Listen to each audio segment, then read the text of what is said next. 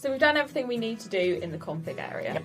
The final stage is applying the funding types and how many hours of funding a child receives to their regular schedules. And you can do this one of two ways. You can either start a new schedule over again, especially if you want to start from the beginning, or you can edit a child's existing regular schedule. The prices will be pulled automatically through from what you set up in the config menu. To do this, go to the Children tab and then select a child. You'll be taken to their dashboard, but we're going to do this all from the regular schedule tab that you'll see at the top underneath the child's name. So as you can see here, we'll have our current schedule for the child in front of us. As we said before, we can choose to edit this current schedule using the Edit button, or we can now add a new schedule to start over. When adding a new regular schedule for a child, the first thing that you'll need to do is add a start date for it.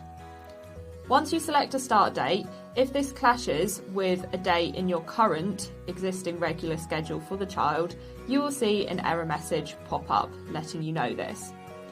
If you save this new schedule, it just means that the current regular schedule will be end dated the date before your new regular schedule begins. You can then optionally add an end date for this new regular schedule. The next part of adding your new schedule is to choose whether the child attends during the school holidays. You can do this by clicking the tick box. You'll also now need to apply your funding.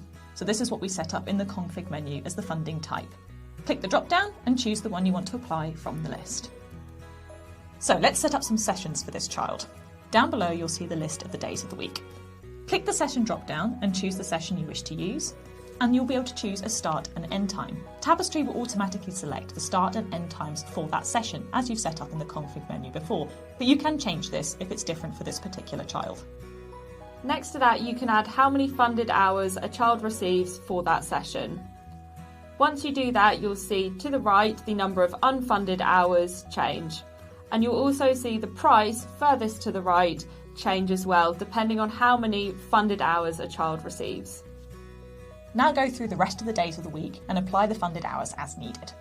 When you scroll right to the bottom, you'll see that Tapestry gives you a weekly summary. The total number of hours your child is at your setting, the number of funded hours that you have applied, the number of chargeable hours that are applied, and the final amount total. Just remember to click Save Schedule afterwards. If you want to edit a child's existing regular schedule rather than add a new one, go back to their regular schedule tab and click on the Edit button for that regular schedule. You'll then be taken to the Edit Regular Schedule screen. You'll see that the days are actually greyed out. So in order to edit the sessions you currently have, click the Edit Sessions button on the right-hand side. You'll then see this warning, just telling you that this option is to fix mistakes or set funded hours for the very first time, which is exactly what we're going to do. Click Proceed with Editing to continue. Once you do that, you'll see that the boxes below are now editable.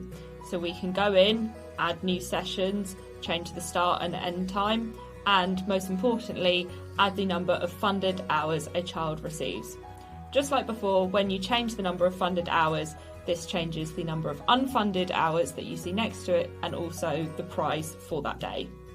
Remember, you'll also need to assign a funding type if the child has one in the top right. Once you're done, again, just click Save Schedule at the bottom of the page. Thanks for watching our setup tutorial. You should now have Invoices all ready to go. As always, if you need any support at all, please contact our Tapestry support team at tapestry.support@eyfs.info.